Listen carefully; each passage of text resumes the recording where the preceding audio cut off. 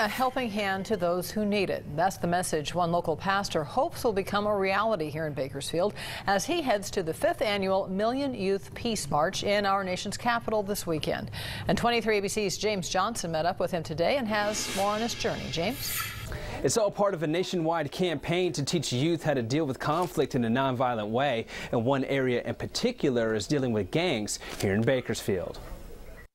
This weekend, organizations from across the U.S. will make their way to Washington, D.C. as part of the Million Youth Peace March, a mentoring program that aims to teach youth how to be more responsible and solve conflict in nonviolent ways. We want to change the mindset. So what I want to do as a pastor is to say, if you have an issue, conflict resolution, let's talk about these issues. Dr. Gregory Tatum will be one of the guest speakers at this year's march. He says an area he plans to speak about is gang violence and the importance of mentoring young people. I'm going to talk to a young man that his whole generation, his dad, his grandfather, they're all gang members, okay? So it perpetuates itself. So the bottom line is, how do we break that cycle? Bakersfield, like other communities, has its share of gangs and young people looking to join these gangs. Garden Pathways is a local organization that provides gang prevention mentoring for families in Bakersfield. The gang challenges of Kern County are not somebody else's problem.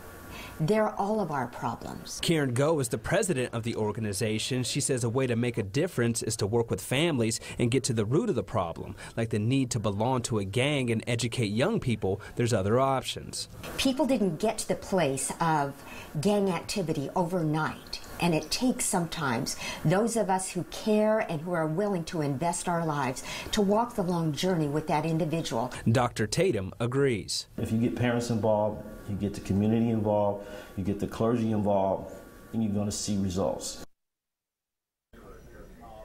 This is the second year Dr. Tatum was invited to this event and says he can't wait to speak to other communities on ways they address gang violence in their communities. Reporting live, James Johnson, 23 ABC.